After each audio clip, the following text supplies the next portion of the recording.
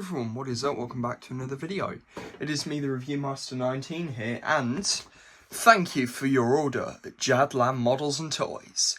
Yes guys, this is a review for the first time ever on YouTube, like an unboxing, of a model by Pegasus Hobbies.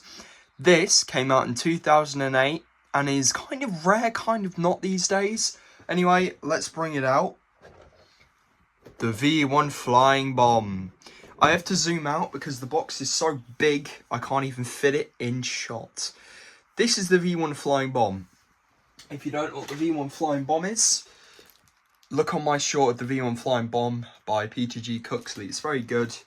The V1 Flying Bomb, quick history before we start the video, is made by Germany during World War II. And is the first ever cruise missile. If this wasn't made, cruise missiles would not exist today. It was powered by an Argus pulse jet, which would pulse to 40 to 50 times a second. That thing would go boof, boof, boof, and make its distinct buzzing noise because of pulse jet. Anyway, without further ado, let's get into it, let's talk about it, and let's give a rundown, and I'll tell you what I think, and then we'll end the video. Let's get into it.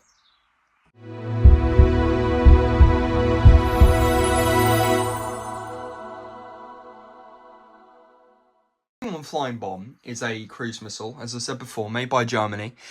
It is made of sheepskin metal, plywood wings on some versions, and there was the FI3 Fiesler, standing for Fiesler, or Fiesler, who made the V1 Doodlebug. The Doodlebug, or Buzz Bomb, or as it's actually known, is the Würfeltunschwaffe, or the actual operation which was made is Kirschken, which is German for cherry stone, or Operation Crossbow, where we RAF would call it Operation Crossbow, to take down V1 launch sites in France, and over 1944, or 45 as well, we overran these sites, also called ski sites due to the ski slopes that they had. So the model itself is 1/18 scale. It's made by Pegasus Hobbies, and I'm not even joking. I'm very impressed with the model, and the size of this will blow you away. This is by the Military Museum Collection. Authentic markings are included. I have double checked that everything is accurate on the model. We are going to add an interior because you'll understand why. So the box itself is nice. Pause the video if you want to read that. 12 pieces, paint not included, glue not included, obviously.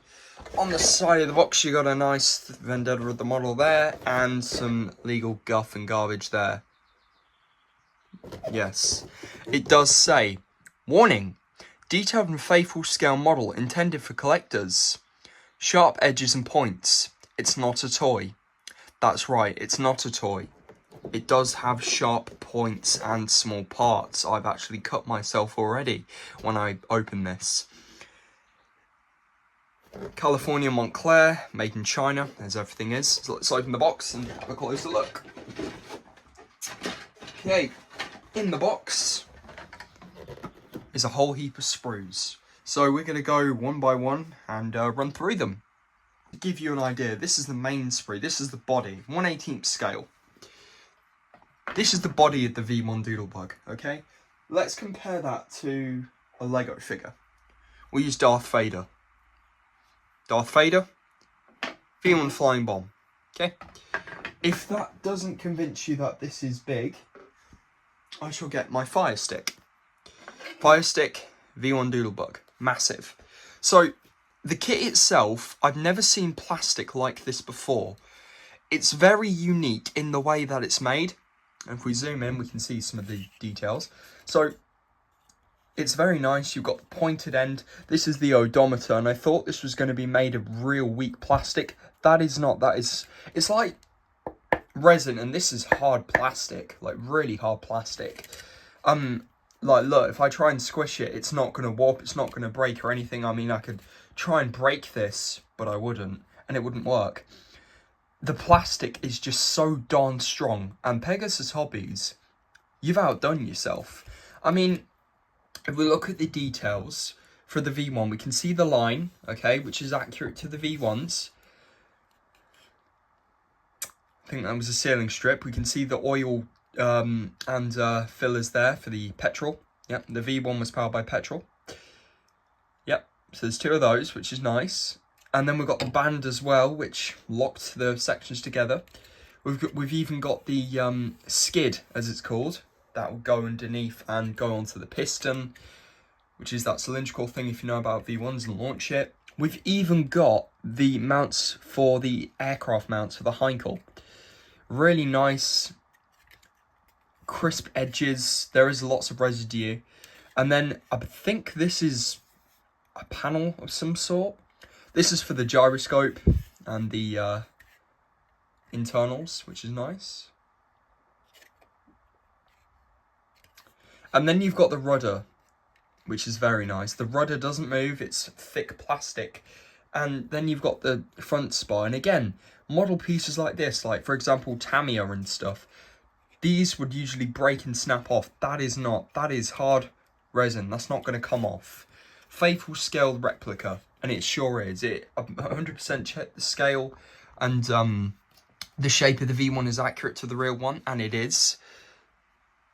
I will remove these bits, because these pieces clamp the V1 together. So if it upsets you that I remove these, I do apologise. There is so much space in this model for an interior, and I'm not going to waste that. I want to make... So the odometer will go here. The compass and stuff will go here. Quick thing, when we build the model, we're actually going to have a long video talking about how the V1 works. So if you're a fan of my videos, please watch that. I will have to clean this because there is a lot of residue. And as I said before, really thick plastic, really strong. It's really sturdy, and you don't want to drop this on your toe. It's going to hurt. But I love the spaces. I love the individualities. So we could put the spherical air bottles in here. We could put 2 of them, which is nice. And we could even put... Oh, there's just so much potential. This is where the Amatol would go, the explosive.